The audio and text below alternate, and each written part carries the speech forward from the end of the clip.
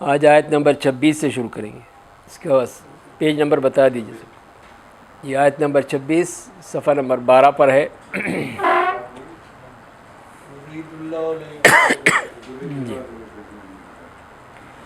اعوذ باللہ من الشیطان الرجیم.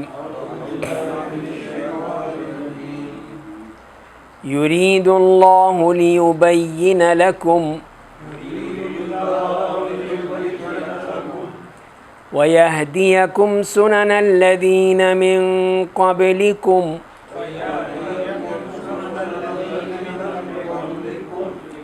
وَيَتُوبَ عَلَيْكُمْ وَاللَّهُ عَلِيمٌ حَكِيمٌ.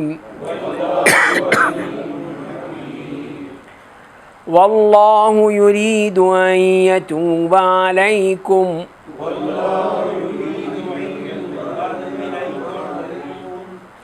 وَيُرِيدُ الَّذِينَ يَتَّبِعُونَ الشَّهَوَاتِ أَن تَمِيلُوا مَيْلًا عَظِيمًا.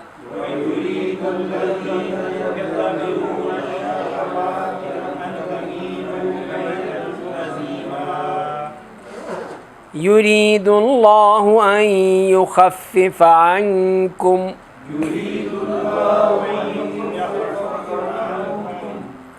وَخُلِقَ الْإِنسَانُ ضَعِيفًا. يَا أَيُّهَا الَّذِينَ آمَنُوا لَا تَأْكُلُوا أَمْوَالَكُمْ بَيْنَكُمْ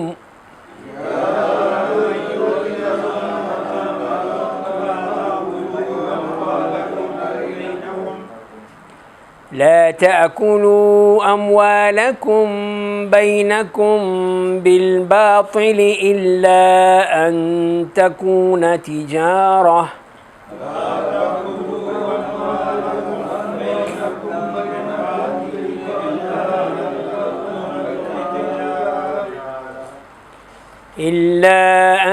تكون تجارة عن تراض منكم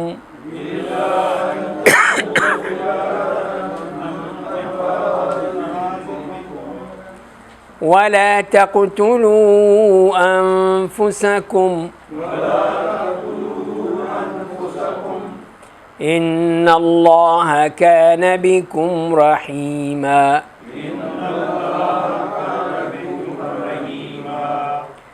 ومن يفعل ذلك عدوانا وظلما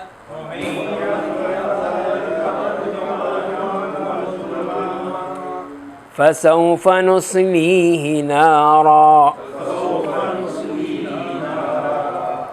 وكان ذلك على الله يسيرا.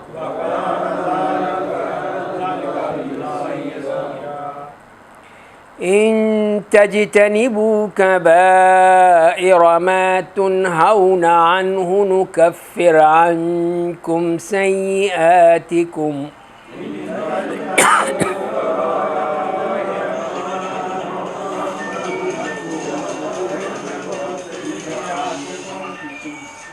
وندخلكم مدخلا كريما.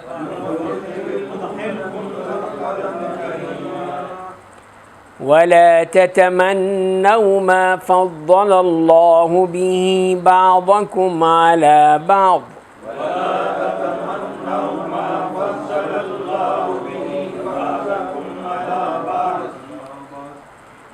للرجال نصيب مما اكتسبوا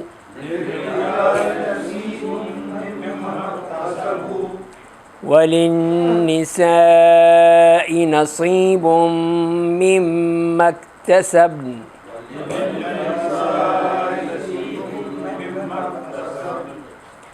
واسألوا الله من فضله إن الله كان بكل شيء عليما.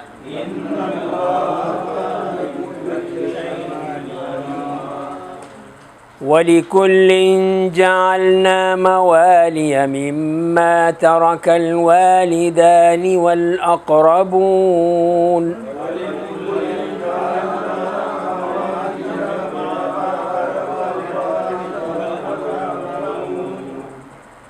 وَالَّذِينَ عَقَدَتْ أَيْمَانُكُمْ فَآتُوهُمْ نَصِيبَهُمْ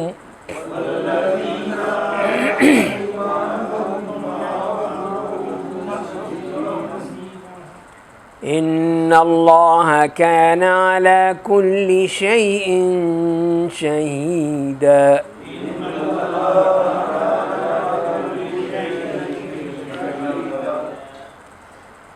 جیسے کہ پچھلے رکوع میں ہم پڑھ چکے ہیں کہ جس میں اللہ تعالیٰ نے جو شروع کی تھی بات، اس پارے میں جو 5ویں پارے میں ہم نے بات پڑھی ہے کہ وہ جو پچھلی محرمات کا ذکر کرنے کے بعد پھر ایک اور محرم کی بات کی، حرام رشتے کی بات کی، وہ یہ ہے کہ وہ خواتین جو شادی شدہ ہیں، نکاح میں ہیں کسی کے، تو وہ ظاہر ہے کسی اور کے لیے ان کا کوئی نکاح کرنا جائز نہیں ہے، تو یہ اس بات کی طرف بتا دیا۔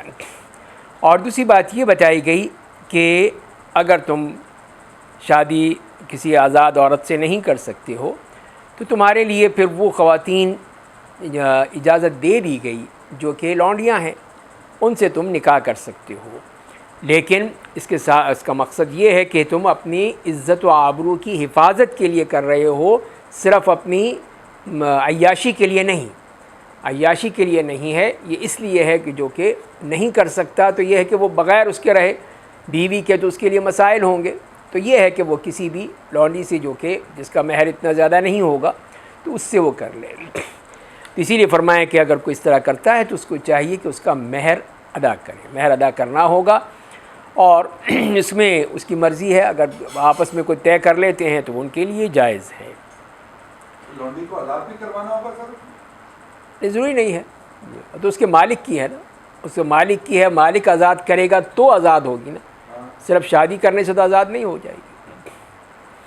شادی کر لی اور پھر بھی مالک کی لونڈی رہے گی؟ جی ہاں، مالک کی لونڈی، لیکن وہ اس سے تعلق قائم نہیں کر سکتا۔ اب ظاہر ہے کہ بیوی بن گئی کسی اور کی تو وہ اجازت دے گا تو پھر وہ شادی کر سکتا ہے۔ جی ہاں، اس کی اجازت سے ہی شادی ہوگی، اس کی اجازت کے بغیر تو نہیں ہوگی۔ اور اس طرح ان خواتین سے ذکر کیا، ایسی جو لونڈیاں ہیں ان سے نکاح کر سکتے ہو، اپنی جو مومن تمہاری ایسی لونڈیاں ہیں جو کہ مسلمان ہیں ان کے ذریعے سے، اور ان کو فرمایا کہ ان کے جو مالک ہیں ان کی اجازت سے نکاح تم کر سکتے ہو، اور یہاں پر بھی یہی فرمایا گیا کہ محصنات غیر مصافحات ولا متخذات اخدان، کہ اس کا مطلب یہی ہے کہ جو نکاح میں لائی جائے تو وہ نکاح کی غرض سے ہو، اس سے مراد کوئی ہے کہ بدکاری مراد نہ ہو، اور نہ ہی کوئی دوستی یاری عیاشی مراد ہو، اور اس کے بعد اگر کوئی اس قسم کی فحاشی کی بات کرتی ہے، بے حیائی کی بات کرتی ہے، بدکاری کرتی ہے، تو پھر اس کے لیے فرمایا کہ اس کو لیے آدھی سزا دی جائے گی۔ جو محصنات کے لیے قرآن نے پہلے ذکر کر دی ہے سورہ نور میں شروع میں، وہ 100 کوڑے ہے، تو اگر وہ کرے گی تو اس کو 50 کوڑے مارے جائیں گے۔ اس کے بعد یہ آج کی رکوع ہے جو آج ہم نے آیات پڑھی ہیں، اس میں فرمایا کہ یرید اللہ لیبین لکم، کہ اللہ چاہتا ہے کہ تمہارے لیے کھول کر بیان کر دے، ویہدیکم سنن الذین من قبلکم، اور تمہیں ان لوگوں کے طریقوں کی ہدایت دے جو تم سے پہلے تھے، ویتوب علیکم، اور تم پر مہربانی فرمائے، اور اللہ سب کچھ جاننے والا کمال حکمت والا ہے۔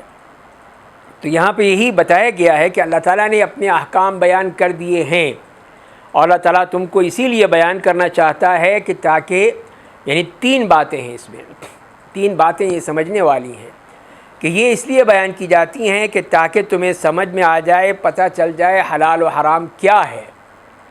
تو یہی ہے کہ لوگوں کو جب پتہ نہیں ہے حلال و حرام کا تو ان کے یہاں سب چلتا ہے، یہ دوستیاں، یاریاں، گرل فرینڈ اور بوائے فرینڈ، اور یہ تمام اس قسم کی چیزیں جو ہمارے یہاں بھی شروع ہو گئی ہیں، اس قسم کی چیزیں جو ہیں یہ سب اسی لیے کہ حلال و حرام کو کچھ پتہ ہی نہیں ہے۔ جب شادی کرنی ہے تو شادی سے پہلے دوستی میں کیا حرج ہے؟ دوستیاں کر لیں، میل جول کر لیں، عیاشی کریں، سیر و تفریح کریں، جائیں، سب کچھ ان کے لیے جائز ہو گیا۔ تو یہی چیز ہے کہ اللہ تعالیٰ نے اپنے بندوں کو بچانے کے لیے، جہنم سے بچانے کے لیے یہ سب کچھ بتا دیجیے ہیں، یہ ایک ایک چیز کھول کھول کر بیان کر دی ہے۔ اور خود آپ قرآن کریم کا مطالعہ کریں تو وہ چیزیں جس میں امت تباہ ہونے کے خطرات ہیں، وہاں اللہ تعالیٰ نے وہ سب چیزیں بیان کر دی ہیں کہ یہ چیز واضح رہے تاکہ وہ اسی غلط راستے پہ نہ جائیں۔ تو یہی چیز یہاں فرمائی جا رہی لیبین لکم، تمہیں بیان کرنے کے لیے، تمہارے لیے واضح کرنے کے لیے۔ تو یہ سب اللہ تعالیٰ بیان کرنا چاہتا ہے، یہ سب چیزیں بیان کر دی ہیں۔ سورہ نور آپ پڑھتے چلے آ رہے ہیں اور سورہ نساء آپ پڑھتے چلے آ رہے ہیں، تو اس میں ہر چیز جو ہے بیان کر دی اللہ تعالیٰ نے اور واضح کر دی ہے۔ مزید آگے بھی ہم پڑھیں گے اگلے رکوع میں۔ اور دوسری بات کہ وَيَهْدِيَكُمْ سُنَنَ الَّذِينَ مِن قَبْلِكُمْ، تمہیں ان لوگوں کے طریقوں کی ہدایت دے جو تم سے پہلے تھے، جو تم سے پہلے لوگ تھے، ان کے جو اچھے طریقے ہیں اس سے تم پہچان لو کہ کس طرح ان لوگوں نے زندگی بسر کی، ان کے جو برے طریقے ہیں وہ بھی پہچان لو کہ اس کے ذریعے سے کس طرح ان کو سزائیں دی گئیں، کس طرح ان کو اللہ تعالیٰ نے ملیا میٹ کر دیا، جیسے کہ قوم لوط ہے اور دوسری ایسی قومیں تھیں جو اس قسم کی غلط کاریاں کر رہی تھیں، تو کس طرح اللہ تعالیٰ نے ان کو بالکل تباہ و برباد کر دیا، نیست و نابود کر ڈالا۔ تو یہ اللہ تعالیٰ کا فیصلہ ہے۔ وَيَتُوبَ عَلَيْكُمْ، اور یہ بھی کہ وہ اللہ تعالیٰ تم پر مہربانی کرنا چاہتا ہے، یہ اللہ تعالیٰ کی مہربانی ہے کہ وہ تمہاری توبہ قبول کر لے گا، تم پر رحم کر دے گا، تم پر مہربانی کر دے گا، تمہارے لیے آسانیاں کر دے گا۔ تم اللہ سے مانگو، غلطیاں ہو جاتی ہیں تو غلطی ہو گئی تو اللہ سے مغفرت طلب کرو، معافی مانگو۔ اسی لیے دوبارہ واللہ علیم حکیم، اللہ تعالیٰ علم والا ہے، سب کچھ جاننے والا اور حکمت والا ہے۔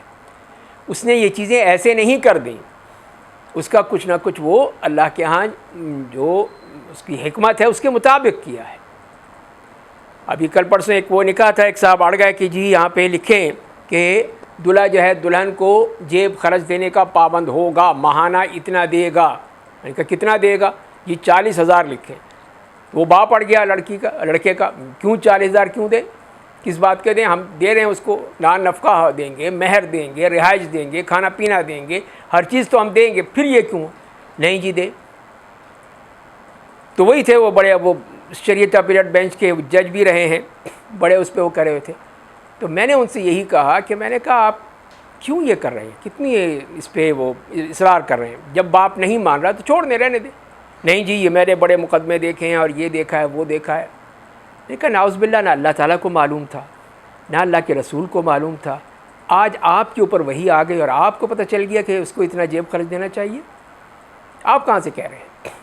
قرآن کیا کہتا ہے؟ قرآن سے پڑھیں نا آپ، سورہ طلاق میں پڑھ لیں جو اللہ تعالیٰ نے فرمایا ہے، اسکنوہن من حیث سکنتم من وجدکم، کہ جتنی طاقت ہے اس کے مطابق اس کو دو۔ اور اس کے بعد فرمایا وَلْيُنْفِقْ ذُو سَعَةٍ مِّن سَعَتِهِ، کہ جس کی جتنی طاقت ہے اس میں سے خرچ کرے۔ وَمَنْ قُدِرَ عَلَيْهِ رِزْقُهُ فَلْيُنْفِقْ مِمَّا آتَاهُ اللَّهُ، اور جس کو اللہ تعالیٰ نے کچھ تنگی کر دی ہے تو جتنا دیا اس میں سے خرچ کرے۔ تو جب اللہ تعالیٰ کی طرف سے واضح چیز ہے تو پھر ہم کیوں ہوتے ہیں کہ نہیں جی میں یہ ہوں میں وہ ہوں؟ تو یہ چیزیں جو ہے یہ ہمیں سمجھ میں نہیں آتی کہ اللہ تعالیٰ جب چیزیں بیان کر رہے ہیں، قرآن کس لیے کہہ رہا ہے یہ سب کچھ، پھر بھی یہ کہ نہیں جی یہ بھی کرو اور وہ بھی کرو اور یہ بھی کرو اور وہ بھی کرو، کیوں؟ اللہ تعالیٰ نے ایک چیز مقرر کر دی ہے، اس کے قوانین بتا دیے ہیں، تو معاشرے کی بھی تو ذمہ داریاں ہیں نا کچھ۔ معاشرہ دیکھتا رہے بس کہ ظلم ہو رہا ہے، ستم ہو رہا ہے، کوئی مار پیٹ ہو رہی ہے، اس کے ساتھ زیادتی کی جا رہی ہے لڑکی کے ساتھ، تو معاشرہ کہاں ہے؟ وہ ہوتا ہی نہیں کچھ۔ بس وہ پھر ظاہر ہے کہ وہ پھر ہم نے جب وہ بھی اڑ گیا ادھر سے یہ بھی اڑ گیا، ہم نے کہا ٹھیک ہے ایک الگ سے ایک ایگریمنٹ الگ سے لکھ لو کہ وہ دے گا۔ اس باپ نے کہا میں اگر ہوگا 10,000 دوں گا اور نہیں دوں گا اس کے علاوہ، حالانکہ وہ 10,000 کیا اس کے پتہ نہیں کتنا زیادہ خرچ کرے گا۔ ظاہر ہے کہ گھر بھی دے گا اس کو کھانا پینا بھی ہوگا، اس کے کپڑے بھی ہوں گے، زیورات بھی ہوں گے۔ وہ بھی ایک ہمارے مصری دوست تھے، اس کی وجہ سے مجھے زیادہ جانا پڑا۔ ان کی بیٹی تھی جو ترکیہ میں ہے، اب ترکیہ میں ہے وہ، وہاں سے وہ لڑکی آئی تھی تو اس لیے پھر وہ زیادہ اس کے بارے میں حساس تھے۔ تو میں کہا وہ تو ذمہ داری ہے، ہم سب کی ذمہ داری ہے، اس کے ساتھ کوئی زیادتی ہو کچھ ہو ہم اس کی مدد کریں گے، لیکن یہ تو مطلب نہیں ہے کہ ہم قرآن سے آگے بڑھ جائیں۔ حدیث سے آگے بڑھ جائیں. رشتہ تو پھر وہ انڈرسٹینڈنگ کی لڑکے لڑکی میں ہوگا. ہاں وہ تو ظاہر ہے. اس کے باپ نے بھیجا, کئی لوگوں سے مشورہ کیا, پوچھا, اس کے بعد نکاح ہوا ہے, اس کے بعد وہ شادی ہوئی ہے جی. تو وہ پھر الگ سے ایگریمنٹ لکھ لیا گیا کہ اتنا وہ دے گا. تو کہا ٹھیک ہے چلے, اس میں اگر وہ مسئلہ ختم ہوتا ہے تو ہو جائے. سر اس آیت میں یہ جملہ ہے سنن الذین من قبلکم, جی اس کی تھوڑی وضاحت کر دیں کہ یہ جو شریعت ہے یہ ابھی نافذ نہیں ہو رہی, یہ پہلے چلی آ رہی ہے. لوگوں پہ یہ قطریں نہیں لگ رہی ہیں, جی یہ شروع سے ہی ایک چلی آ رہی ہیں. جی ہاں بالکل. اس کی وجہ میں اس لیے کہہ رہا ہوں کہ اس کی امپلیکیشن پہ جا کے ادھر رجم پہ آتی ہے. جی ہاں یہ ساری چیزیں پیچھے سے آ رہی ہیں, اور جس کو متعلق خاص ہدایت نہ آئی ہو پچھلی ہدایت لاگو ہو جائے گی. بالکل اس کی انٹرپریٹیشن یہ بھی بنتی ہے. لوگ ان چیزوں کو کھولتے نہیں ہیں تو وہ آگے چلے گئے. آگے صحیح کہا آپ نے. جی ہاں صحیح کہہ رہے ہیں جنرل صاحب اس معاملے میں کہ وَيَهْدِيَكُمْ سُنَنَ الَّذِينَ مِن قَبْلِكُمْ, اس لیے کہ اس شریعت کا جو معاملہ ہے اس میں ایک تو وہ چیزیں ہیں جو کہ اللہ تعالیٰ نے ہمیں دی ہیں, اور کچھ وہ چیزیں ہیں جو کہ پرانی چلی آ رہی تھیں, مختلف قوموں سے مختلف ادوار میں مختلف عہد میں آ رہی تھیں, اور وہ بھی صحیح تھیں. تو وہ اسلام نے ان کو اڈاپٹ کر لیا, لے لیا, تو وہ بھی اس میں شامل ہو گئی ہیں. پھر تو وہ بھی شریعت کا حصہ بن گئی. اب اس میں کئی ایسے مسائل ہیں, کئی ایسے احکام ہیں جو کہ پہلے سے آ رہے تھے, وہی چلتے چلے گئے. اسلام نے ان کو قبول کر لیا تو وہ بھی ہمارا دین کا حصہ بن گیا. اور اسی طرح یہ بات بھی جو ابھی کہی کہ کچھ چیزیں ہیں جس میں اسلام کا کوئی حکم نہیں ہے اگر, تو اس میں بھی رسول اللہ صلی اللہ علیہ وسلم کا طریقہ یہی تھا. تو پھر آپ جو دیکھتے یہود و نصارہ کو دیکھتے تھے, ان کے ہاں اگر حکم ہے کوئی تو اس کو لے لیتے تھے, اس کے مطابق چل لیتے تھے. تو اس میں بھی وسعت ظرفی ہے اس دین کی کہ اس نے بالکل ہی تنگ نظری نہیں دکھائی, بلکہ اس میں کیسے ہی ہیں چیزیں ہیں جو ان کے ہاں تھیں وہ بھی آ گئی اس میں, انہوں نے بھی قبول کر لی, ہم نے بھی قبول کر لی, اس میں ہم چل پڑے.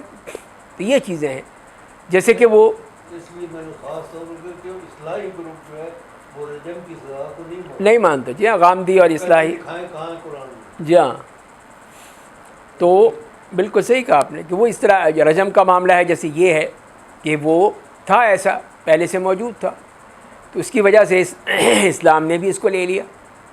اور دیت کا معاملہ ہے, قسامت کا معاملہ ہے, کئی ایسے مسائل ہیں جو پہلے سے موجود تھے, عربوں میں موجود تھے, چلے آ رہے تھے ان کے حضرت ابراہیم علیہ السلام سے یا اور پیچھے مختلف انبیاء کرام کی شریعت سے, تو وہ چیزیں موجود تھیں. تو اسلام نے ان کو قبول کر لیا. اب یہ قسامت کا ہی ہے کہ اگر ایک شخص کسی کا جو مرا ہوا اس کی لاش ملتی ہے کہیں پہ ایسی جگہ پہ جہاں پہ کوئی ہمارے پاس اس کا ایویڈنس نہیں ہے کہ کس نے مارا ہے, کون قتل کیا گیا ہے, تو وہاں پہ پھر یہ ہوگا کہ جو وہاں پہ لوگ ہیں ان سے کہا جائے گا کہ تم ذمہ دار ہو, لاش تمہارے یہاں پائی گئی ہے مثال کے طور پر, تو وہ کہیں گے کہ نہیں ہم نے نہیں کیا. تو ان میں سے 50 آدمی قسم کھائیں گے کہ نہیں ہم نے نہیں مارا, ہم نے نہیں مارا. اور جو مدعی ہے, مدعی سے اگر وہ یہ کہتے ہیں کہ نہیں انہوں نے ہی مارا ہے, تو پھر ان سے کہا جائے گا کہ ثابت کرو, پھر ثبوت تو ہے نہیں تو 50 قسمیں کھاؤ. اگر وہ کہہ لیتے ہیں کہ ہاں انہوں نے ہی مارا ہے, تو پھر وہ ادھر سے ان سے لیا جائے گا. اگر دونوں ہی قسمیں کھا لیں کہ نہیں ہے, تو پھر ظاہر بات ہے کہ پھر وہ حکومت فیصلہ کرے گی, قاضی اور جج فیصلہ کرے گا, اور وہ پھر اس کی دیت ادا کریں گے. جیسے کہ ہوا تھا واقعہ خیبر میں کہ ایک صحابی اور کچھ صحابہ جا رہے تھے, تو ایک ان کا ساتھی تھا وہ بچھڑ گیا, کہیں اور نکل گیا, اور بعد میں اس کی لاش مل گئی.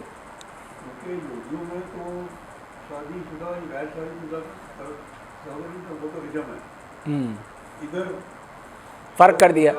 جی ہاں 100 کوڑے آ گئے. جی ہاں تو یہی ہے کہ تو ظاہر ہے کہ ترمیم تو ہوئی ہے نا, ترمیم ہوئی ہے.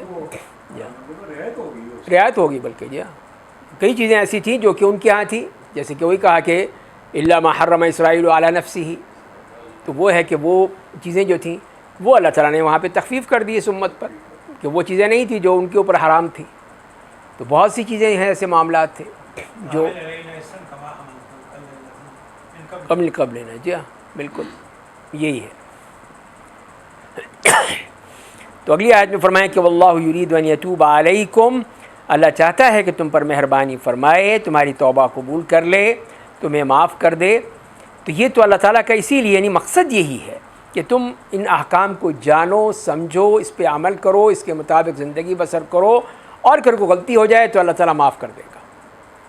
تو یہ اللہ تعالیٰ کا وعدہ ہے، جیسے کہ سورہ انفال کی اس آیت میں آتا ہے وما کان اللہ لیعذبہم وانت فیہم، پہلی گارنٹی کہ اگر آپ موجود ہیں اس وقت تک عذاب نہیں ہوگا۔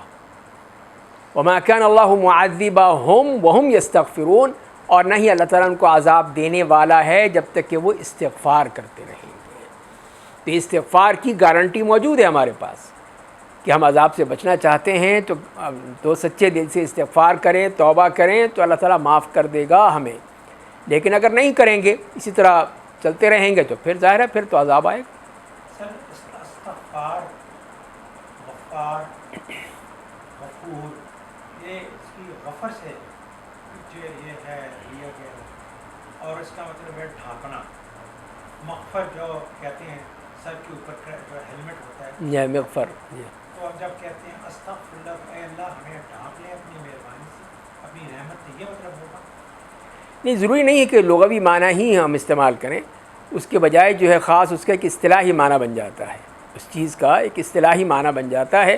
تو استغفار سے مراد یہی ہے کہ اللہ تعالیٰ سے ہم یہ درخواست کر رہے ہیں کہ اللہ تو ہمارے اوپر پردہ ڈال دے، یوں کہہ لیجیے، ہمارے گناہوں پہ پردہ ڈال دے، ہمارے گناہ معاف کر دے، گناہ ختم کر دے، ہمیں اس سے آزادی دے دے۔ یہ استغفر اللہ مشہور ہے استغفار کرنے کی، نبی کریم صلی اللہ علیہ وسلم نے تعلیم دی، استغفر اللہ الذی لا الہ الا هو حی القیوم اتوب الیہ۔ استغفر اللہ سے مراد یہاں پہ یہ سارے جتنے میننگز ہیں یہ سارے کور ہیں۔ جی ہاں، بالکل، یہ سارے آ جاتے ہیں، پورا کر لیں۔ آپ کے پاس ہے کہ استغفر اللہ الذی لا الہ الا انت واتوب الیہ، یہ پورا پڑھ لیں، یا استغفر اللہ واتوب الیہ پڑھ لیں، یا استغفر اللہ پڑھ لیں، تینوں چیزیں صیغے جائز ہیں۔ تو اس کے بعد جو فرمایا کہ اگلی بات وَيُرِيدُ الَّذِينَ يَتَّبِعُونَ الشَّهَوَاتِ أَن تَمِيلُوا مَيْلًا عَظِيمًا، اور جو لوگ خواہشات کی پیروی کرتے ہیں وہ چاہتے ہیں کہ تم سیدھے راستے سے ہٹ جاؤ، اور بہت ہی بڑا ہٹ جانا ہے۔ یعنی یہاں پہ پھر ایک طرف تو اللہ تعالیٰ کی وہ ذات باری تعالیٰ ہے جو ہمارے لیے آسانیاں کر رہی ہے، ہماری غلطیوں پہ پردہ ڈال رہی ہے، ہمیں توبہ کی دعوت دے رہے ہیں، اور اس کے مقابلے میں دوسرے وہ ہیں جو یتبعون الشہوات، اپنی خواہشات نفس کی پیروی کرنا چاہتے ہیں، خواہشات نفس کی پیروی کرنا چاہتے ہیں۔ تو اس میں سے دیکھ لیجئے، اب یہی ہے کہ یہ نکاح کی کیا ضرورت ہے، کیا ضرورت ہے نکاح کی؟ خواہ مخواہ کہ بندہ نئے دوستی کرو، مزے کرو، اس کے بعد جب چاہے چھوڑ دو، جب چاہے رکھ لو، کتنی آسانی ہے، کوئی مسئلہ ہی نہیں ہے۔ تو یہ چیز جو ہے بتائی جا رہی ہے کہ یہ لوگ ان کی ہے جو اتباع شہوات پہ عمل کرتے ہیں۔ تو انہیں یہ فرمایا کہ ان تمیلوا میلا عظیما، تم بالکل ہی ہٹ جاؤ گے، بالکل راستے سے ہٹ جاؤ گے، دور چلے جاؤ گے۔ تو اسی لیے وہ تمام چیزیں جو ہیں وہ جیسے قوم لوط والا معاملہ ہوا اور دوسرے اس قسم کے معاملات، وہ تمام چیزیں جو ہے اسلام نے اس پہ سختی سے پابندی لگائی اس کے اوپر، تاکہ یہ والا بابا ہے دروازہ نہ کھل جائے۔ وَيُرِيدُ الَّذِينَ يَتَّبِعُونَ الشَّهَوَاتِ، کہ جن کو اپنی صرف اسی کی فکر ہے کہ ہماری جو یہ جنسی خواہشات ہیں یہ پوری ہو جائیں، یہ کس طرح پوری ہو جائیں، اس کے لیے ہم جو مرضی کریں، جس طرح چاہیں وہ کوئی نہ کوئی دروازہ کھول لیں، نکال لیں اس کے لیے۔ تو وہ لوگ یہی چاہتے ہیں، لیکن ظاہر ہے کہ اسلام چھوڑنا پڑے گا، اسلام کا تو ایک کور ہے بس، باقی تو سب اپنی خواہشات ہیں، اس پر چلنا ہے۔ پھر فرمایا کہ یرید اللہ ان یخفف عنکم، تو اللہ تعالیٰ نے فرمایا کہ اللہ تعالیٰ جانتا ہے اپنے بندوں کی جو کمزوریاں ہیں، ان کی کمزوریاں ہیں، نقائص ہیں، عیوب ہے، سب جانتا ہے۔ تو خاص طور پہ عورتوں کے بارے میں اسی لیے فرمایا کہ یرید اللہ ان یخفف عنکم، تو اللہ تعالیٰ چاہتا ہے کہ اس معاملے میں تمہارے ساتھ سہولت کا خیال رکھے، سختی نہیں کی ہے، تم پر کوئی سختی نہیں کی ہے کہ تم اس معاملے میں لازمی یہ کام کرو، لیکن تمہیں چیزیں بتائی ہیں جیسے اس صورت میں آگے بھی پڑھیں گے ہم، تو ان کی وجہ سے ہی اللہ تعالیٰ کی طرف سے یہ تخفیف ہے، تو اس سے فائدہ اٹھاؤ، جو اللہ تعالیٰ نے تخفیف کر دی ہے اس سے فائدہ اٹھاؤ، تم پر سختی نہیں کی ہے۔ وَخُلِقَ الْإِنسَانُ ضَعِيفًا، اور انسان تو کمزور پیدا کیا گیا ہے، اس کا معاملہ ہی ایسا ہے، کہ جہاں پہ بھی کوئی چیز آ گئی فوراً وہیں پھسل جاتا ہے کہ یہاں پہ نہیں ہو رہا، مجھ سے میں نہیں کر سکتا، یا اس کو کوئی لالچ دے دیا جائے وہاں پھسل جاتا ہے، یا اور کوئی مسئلہ آ گیا، چلو کسی نہ کسی طرح بس نکالو یہاں سے۔ تو یہ تمام چیزیں جو ہیں اسی بات کی ہیں کہ انسان جہاں پہ بھی کوئی ایسی مشکل آتی ہے وہاں پہ اس کا پاؤں پھسل جاتا ہے، پھر وہ اس پر چلنا نہیں چاہتا، اس کو معاملے کو نہیں ماننا چاہتا ہے، اپنی دیکھتا ہے کہ میری اس میں کیا آسانی کیا ہوگی۔ تو یہ ہے معاملہ انسان کا کہ وہ اس معاملے میں انتہائی ضعیف اس معاملے میں اپنے آپ کو سمجھتا ہے۔ اللہ نے بنایا ہے ضعیف، لیکن اس کے ساتھ ساتھ عمل بھی کرنا نہیں چاہتا ہے۔ جہاں معاملہ سختی کا آ گیا وہاں کسی طرح دیکھتا ہے کہ کوئی نہ کوئی نکالو بھائی، اس کا گنجائش نکالیں آپ اس میں سے، مسئلہ بڑا ہو گیا، گنجائش نکال، بھائی گنجائش کہاں سے نکالیں، اللہ کا قانون ہے یہ۔ تو یہ ہم چاہتے ہیں کہ نہیں، ہمیں یہ موقع ملنے چاہیے۔ تو دین تو ہے ہی، جسے قرآن نے یہی کہا وما جعل علیکم فی الدین من حرج، اللہ تعالیٰ نے دین میں تمہارے لیے کوئی حرج نہیں رکھا، کوئی سختی نہیں رکھی، جو آسانی ہے وہی تمہیں رکھی ہے۔ اور نبی کریم صلی اللہ علیہ وسلم نے یہی فرمایا ہے کہ میں دین حنیف لے کر آیا ہوں جو کہ آسانی کا دین ہے، الحنیفیۃ السمحہ، جو بہت ہی آسانی کا دین ہے وہ میں لے کر آیا ہوں۔ تو لہذا یہی تو اصل اس دین کی خصوصیت ہے کہ اس میں آسانیاں ہی آسانیاں ہیں۔ ان پہ اگر غور کریں تو آپ خود حیران رہ جائیں گے کتنی دوسری قوموں کے بدلے میں ان کے اوپر کتنی سختیاں تھیں اور آج ہم پر کتنی آسانیاں ہیں اللہ کی طرف سے۔ وَخُلِقَ الْإِنسَانُ ضَعِيفًا، اسی لیے فرمایا کہ انسان تو ہے ہی کمزور، وہ تو اپنی آسانی دیکھے گا، کہاں آسانی ملتی ہے۔ اگلی آیت میں فرمایا کہ یا ایھا الذین آمنوا لا تأکلوا اموالکم بینکم بالباطل الا ان تکون تجارۃ عن تراض منکم، کہ لوگوں جو ایمان لائے ہو اپنے مال آپس میں باطل طریقے سے مت کھاؤ، مگر یہ کہ تمہاری آپس کی رضامندی سے تجارت کی کوئی صورت ہو۔ اور پھر فرمایا کہ وَلَا تَقْتُلُوا أَنفُسَكُمْ، اور اپنے آپ کو قتل مت کرو، بے شک اللہ تم پر ہمیشہ سے بے حد مہربان ہے۔ تو یہاں جو فرمایا کہ اب یہ نیا موضوع شروع ہو گیا، پچھلا جو موضوع تھا وہ جیسے یہاں پہ یا بیچ میں آ گیا، پھر اس کے بعد پھر خواتین کے مسائل آئیں گے، لیکن بیچ میں یہ بھی بتا دیا ہے کہ اس کو بھی کہ مال کا معاملہ بھی بہت سخت ہے، مال کا، تجارت کا، کاروبار کا، لین دین کا، کہ اس میں بھی جیسے آج کل تو خاص طور پہ بہت ہی زیادہ ہے، کہیں نہ کہیں ضرور کوئی ایسا کوئی آتا ہے کہ یہ فلاں جو سسٹم ہے اس کے ذریعے سے ہم پیسے کما لیں، فلاں امیزون کے اندر جا کے وہاں سے پیسے کما لیں، فلاں میں چلے جائیں، فلاں میں چلے جائیں، یہ سب چیزیں جو ہیں اب یہی چیزیں جو ہیں انتہائی خطرناک ہوتی ہیں۔ اسی لیے پہلی بات جو قرآن نے کہی ہے کہ لا تأکلوا اموالکم بینکم بالباطل، غلط طریقوں سے، غلط ذرائع سے، ہیلا سازی کے ساتھ اس طرح کسی کا مال کھانا حرام قرار دے دیا، لا تأکلوا، مت کھاؤ۔ تو اسی لیے پھر جتنے بھی یہ غلط طریقے ہیں جیسے کہ سود کا معاملہ ہے، جوئے کا معاملہ ہے، اور پھر دوسرے سٹہ بازی ہے، بے شمار اب تو بے شمار چیزیں نکل آئی ہیں، طرح طرح کی ہیں، رشوت ہے، تو جوا ہے، لاٹری ہے، یہ تو عام سمجھی جاتی ہے، کوئی چیز نہیں۔ آئیں یہ چیز آئیں جی ہماری دکان کھلی ہے، سپر مارکیٹ ہے، یا ہماری وہ ہے کیش اینڈ کیری ہے کہ اس میں اتنے پہ آپ کو اتنا دیا جائے گا، یہ کہاں سے جائز ہو گیا؟ کیسے جائز ہو گیا؟ یہ چیز زائد ہو گئی نا، آپ نے تو جو چیزیں خریدنی تھی خرید لی، آپ نے پیمنٹ کر دی، اسی میں سے اس نے پیمنٹ میں سے کچھ پیسے نکال کے رکھ لیے، اب اس کی ایک گاڑی کھڑی کر دی وہاں پہ دروازے پر کہ قرآن اندازی ہوگی، اب اس میں سے آپ کو ایک گاڑی مل جائے گی۔ تو کوئی اپنی جیب سے تو نہیں دے رہا، وہ تو وہ آپ کی جیب سے جو پیسہ لیا ہے اسی میں سے وہ گاڑی دے رہا ہے، یہی تو جوا ہے۔ اگر وہ سب کو دینا ہے تو سب کو دو، پھر ایک بندے کو کیوں دے رہے ہو؟ یہ تو جوا ہوتا ہے، لاٹری ہوتی ہے، حرام ہے، ناجائز ہے۔ اس طرح کی اور کتنی چیزیں جو ہیں، تو یہ تمام چیزیں جو ہیں یہی حرام کی طرف لے جاتی ہیں، حرام چیزیں جو ہیں وہ کھلائی جاتی ہیں۔ اسی لیے فرمایا کہ الا ان تکون تجارۃ عن تراض منکم، کہ سوائے اس کے کہ اگر تجارت کا معاملہ ہے، تجارت کہا ہے، کاروبار کہا ہے، لین دین کہا ہے، اور وہ بھی رضامندی کے ساتھ، عن تراض منکم۔ اب آپ کہتے ہیں جی رشوت، وہ بھی تو ترازی سے ہو رہی ہے کہ یہ بھی راضی وہ بھی راضی، لیکن یہ مجبوراً نہ ہوتے ہیں، مجبوری کے تحت وہ دے رہا ہے، وہ دل سے نہیں دے رہا، وہ مجبور ہے بیچارہ، کیا کرے، اس کو یہ چیز نہیں مل رہی تو لہذا وہ دے رہا ہے۔ دوسری بات یہ ہے کہ اگر یہاں پہ رضامندی ہے لیکن یہ تجارت تو نہیں ہے، تجارت کب ہے یہ رشوت دینا لینا یہ تجارت نہیں ہے، یا اور کوئی سود لیتا ہے یہ اس میں بھی رضامندی ہے، رضامندی ہے لیکن وہ تجارت کب ہے، وہ تجارت نہیں ہے۔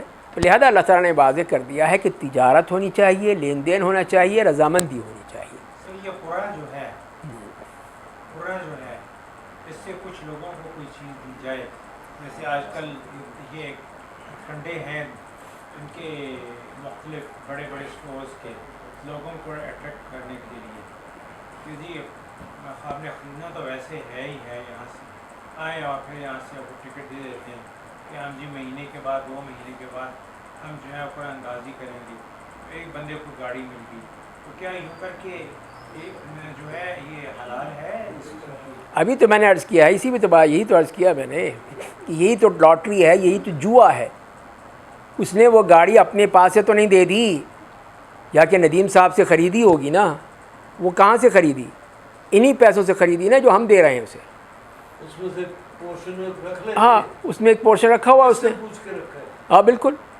اب ایک چیز جو ہے اس نے دے دی کہ وہ اتنے، بتاتے بھی نہیں ہے۔ بالکل نہیں بتاتے، وہ کیوں بتائیں گے؟ بچنے کا آسان طریقہ تو یہ ہے کہ آپ کو ٹکٹ ہی نہ لیں، وہاں نہیں نکلتے جی۔ آپ اس سے ٹکٹ ہی نہ لیں، وہ کہتے ہیں جب 5000 کی آپ خریداری کریں گے تو آپ کو یہ کوپن ملے گا، تو بیسٹ پلیس کی آپ کو کوپن ہی نہ لیں۔ ہاں یہ ڈاکٹر صاحب گرین ویلی والا انہوں نے گاڑی رکھی ہوئی تھی، تو جب میں نے سامان لینے کا 5000 سے اوپر لیں گے تو آپ ٹوکن ملایا، تو میں نے سامان لیا تو میں نے کہا 30 روپے کا وہ بیگ کر دو، میں نے کہا بیگ کے اوپر نام بھی اپنا لکھا ہوا ہے، 30 روپے آپ چھوڑ نہیں سکتے، گاڑی کس طرح دے سکتے ہو؟ ہاں بیگ بھی آپ دے رہے ہو، ایڈورٹائزمنٹ بھی اپنی کر رہے ہو، پیسے بھی لے رہے 30 ہیں۔ روپے نہیں چھوڑ سکتے، تو یہ عقل مانتی ہے کہ آپ 60 لاکھ روپے کی گاڑی دے رہے ہو، وہ ہنسنے لگ گیا۔ جی ہاں بالکل، آپ کے پیسے ہوتے ہیں۔ سارے وہی نا، وہی سارے جو اپنے جتنی ان کی نہیں وہ نکلتی نہیں ہو رہی ہے، وہ چیز نکلتی ہے جس کا سیٹلمنٹ لی ہے۔ ہاں بالکل۔ وہ علیحدہ بات ہے، ایک اور مسئلہ۔ بیسیکلی جوا ہو گیا نا، چانس ہے نا، چانس ہے، چانس تو وہ آرام ہے۔ ہاں جیسے ہم وہاں دیکھتے تھے، اسی لیے اب سعودی عرب میں اس وقت جب مجھے اب پتہ نہیں اب شاید کوئی ہو آ گیا ہوگا، لیکن پہلے اس وقت یہی ہوتا تھا کہ اس طرح کی جتنی بھی اسکیمیں ہیں سب وہ سختی سے منع تھیں، تو اس کا انہوں نے پروموشن کا یہی طریقہ رکھا تھا کہ آپ وہ جو چیز خریدتے ہیں، جیسے صابن ہے تو اس کے ریپر ہے یا ڈبہ ہے کسی چیز کا اس کا، تو وہ آپ رکھ لیں، وہ جمع کر لیں، تو جیسے کہ اگر 50 ریپر جمع کر لیا آپ نے تو آپ کو ایک گلاس مل جائے گا، ایک پلیٹ مل جائے گی، ایک جگ مل جائے گا، یا اس قسم کی وہ ہر ایک کو مل جاتا تھا۔ جو یہ ریپر جمع کرے گا 10 20 50 جو بھی انہوں نے رکھے ہوں گے، وہ جا کے دے گا اس دکاندار کو، وہ گنے گا اور وہ چیز دے دے گا آپ کو، تو یہ ہر ایک کو مل رہا ہے۔ اس کا پورا نہیں ہے۔ ہاں کوئی قرآ نہیں ہے، کوئی قرآ نہیں ہے، کوئی جوا نہیں ہے، کوئی لاٹری نہیں ہے، جو بھی کرے گا۔ اب ہمیں ہوتا تھا جیسے کہ وہ یہ سرف کے ڈبے ہوتے ہیں، اس طرح وہاں پہ ٹائڈ ہوتا تھا، تو ٹائڈ کا اوپر کا جو وہ ہوتا تھا وہ کاٹ لیتے تھے، وہ کاٹ کے رکھ لیتے تھے ایک شاپر میں، جب ہو جاتے تھے 50 60 جتنے بھی تھے وہ جا کے دے دیتے اس کو دکاندار کو، اس کی جگہ ایک گلاس مل جاتا یا جگ یا پلیٹ مل جاتی، بس چلو اس طرح چیز مل سر گئی۔ یہی یہاں پہ تو جو ڈی ایچ اے میں پلاٹ کا یہی ہوتا ہے کہ 500 پلاٹ ہیں اور 10,000 اپلیکیشن آتی ہیں، ان 10,000 اپلیکیشن میں جو ہے وہ 3 مہینے وہ پیسے 10,000 روپے رکھتے ہیں، 3 مہینے پیسے پڑے رہے، 3 مہینے کے بعد قرآن اندازی کی، اس میں 500 لوگوں کو جو ہے وہ مل گئے پلاٹ یا ان کو دکانیں مل گئیں، باقی پیسے 3 مہینے رکھ کے انہوں نے اس کے اوپر سود کمایا۔ ہاں وہ واپس کر دیں، یہ ایک بڑی کامن پریکٹس ہے۔ جی ہاں جی صرف 3 مہینے نہیں،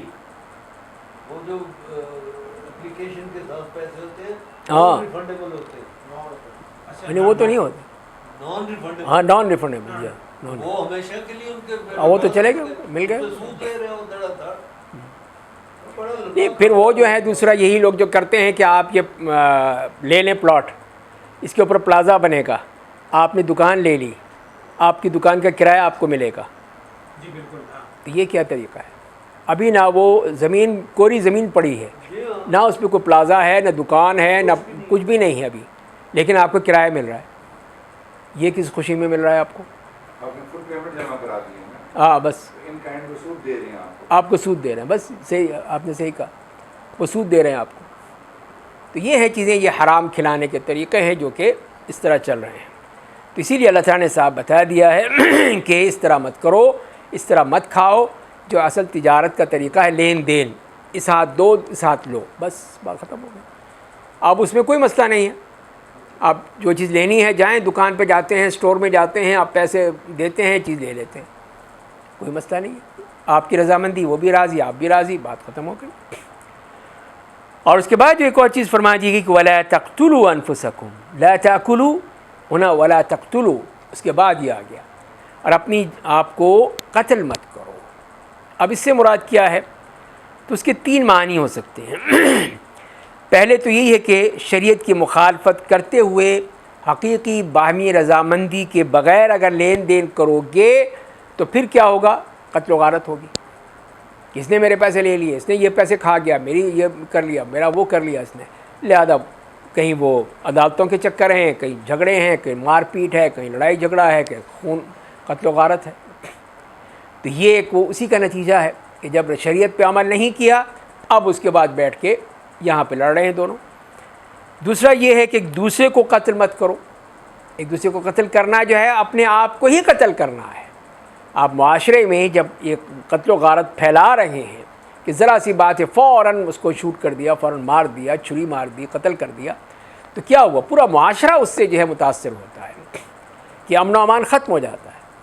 یہ اس کی قتل کی جو قباحت ہے وہ ختم ہو جاتی ہے، اور یہ سمجھتے تو کچھ ہے ہی نہیں، جیسے کہ مکھی مار دی، اس طرح مچھر مار دیا، اس طرح ایک بندہ مار دیا، کیا ہوا؟ کچھ بھی نہیں، سزا تو ملے گی نہیں، اس کو پتہ ہے کہ سزا تو ملنی نہیں ہے، تو لہذا پھر مارو پھر لوگوں کو.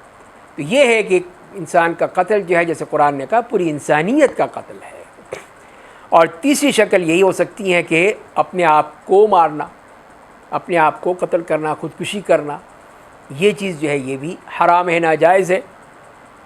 جیسے کہ جس میں آتا ہے کہ جس نے اپنے آپ کو کسی چھری سے، کسی تیز دھار چیز سے مارا ہے تو قیامت تک اس کے لیے وہی عذاب کی صورت بن جائے گا، اسی طرح وہ اپنے آپ کو مارتا رہے گا.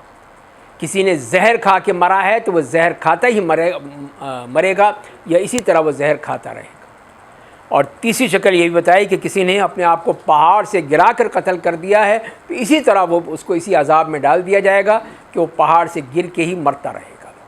سر ایک چیز اور میں اس میں سے ڈرائیو کرنا چاہوں، جی نفس کا میں نے یہاں ضمیر نہیں آ سکتا، آپ اپنے ضمیر کو قتل کر رہے ہیں. یہ اس قسم کی کرو گے تو آپ کا ضمیر ہی مردہ ہو جائے گا، آپ کو اچھائی برائی کا وہ جو ہوش ہی نہیں رہے گا. ہوش ہی نہیں رہے گی. یہ مت کرو.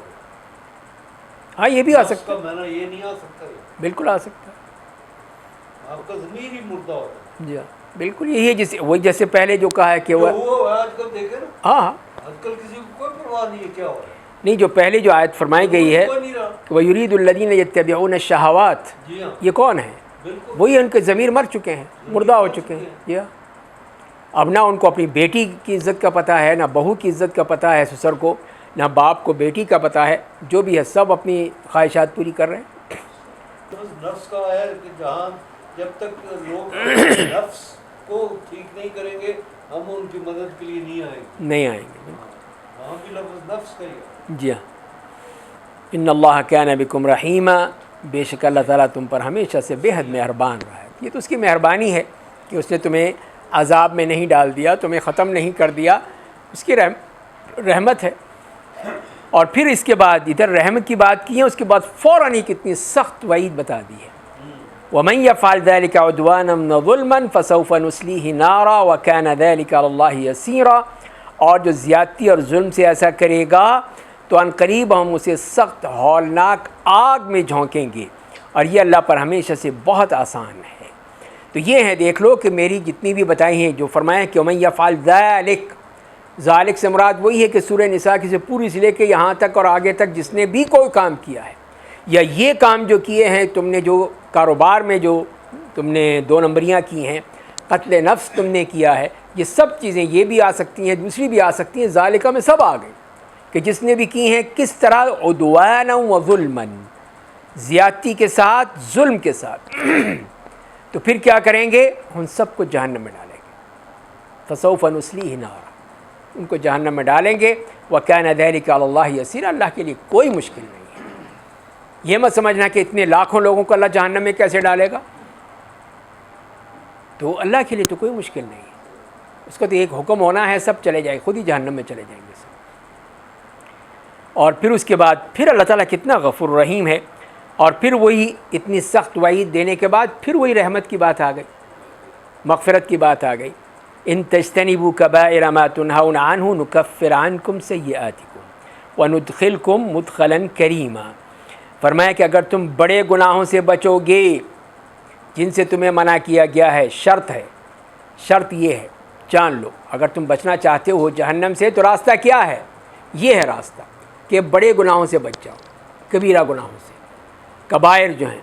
ان تجتنبوا کبائر ما تنہون عنہ، جو بڑے بڑے گناہ ہیں، جیسے کہ ایک حدیث میں 7 آئے ہیں، 700 آئے ہیں، 7000 ہوں، جتنے بھی ہوں جو بڑے گناہ ہیں، اس کی ایک نشانی بتا دی گئی ہے کہ جس کے اوپر کوئی سخت وعید آئی ہے یا کوئی حد جاری ہوتی ہے، وہ جو ہے وہ کبیرہ گناہ ہے، اس کو کبیرہ گناہ کہا گیا ہے.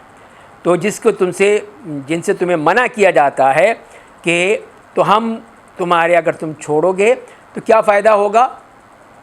وہ بھی معاف ہو جائیں گے، چھوٹے بھی معاف ہو جائیں گے. نکفر عنکم سیئاتکم، تو یہ سیئات کیا ہے؟ یہ چھوٹے گناہ ہیں، یہ صغیرہ گناہ ہے. تو یہ اللہ تعالیٰ پھر ہم پر رحم فرمائیں گے. جو کبائر سے بچ رہا ہے، کبائر سے اپنے آپ کو بچا رہا ہے، تو پھر وہ صغائر سے بھی ظاہر بچے گا. تو صغائر اگر ہو بھی گئے اللہ تعالیٰ معاف کر دے گا کہ اس نے کبائر اور جو یہ سیئات جو ہیں یہ بہت سارے اوور لیپنگ ہیں، جو جہاں پہ لوگوں نے بتائے ہیں، لکھے ہیں، انیمیٹ کے باقاعدہ یہ فلاں فلاں.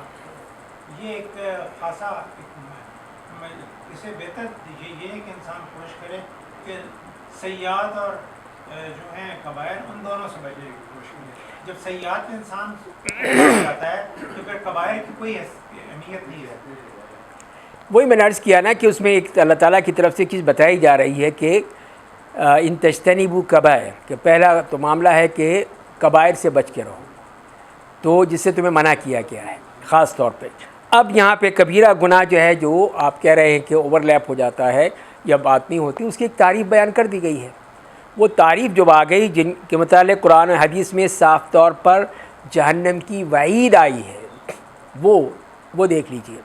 اور یا اللہ تعالیٰ کے غصے کا اظہار ہوتا ہے یا شریعت میں اس پر کوئی حد قائم کی گئی ہے، تو وہ ہیں کبیرہ گناہ.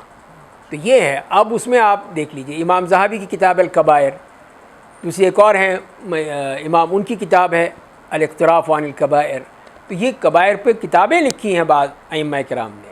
تو اس میں جو ہے وہ حدیث میں تو 7 کا آتا ہے کہ جس میں شرک ہے، قتل ہے، جوا ہے، شراب نوشی ہے، پاک دامن عورتوں پہ تہمت لگانا ہے، اور اس طرح بیان کی گئی ہیں 7 قسم کی، جادو ہے، اور اس کے علاوہ بھی بہت سی ہیں. پھر تو جب ہمارے پاس ایک تعریف آ گئی تو اس تعریف میں جو بھی اس قسم کا کوئی بھی گناہ آئے گا اس کو ہم کہیں گے یہ کبیرہ گناہ ہے، کہ اس میں اتنی سخت وعید ہے، چاہے قرآن کریم میں آئے یا احادیث میں آئے، تو اس کو پھر آپ کبیرہ گناہ کہہ سکتے ہیں.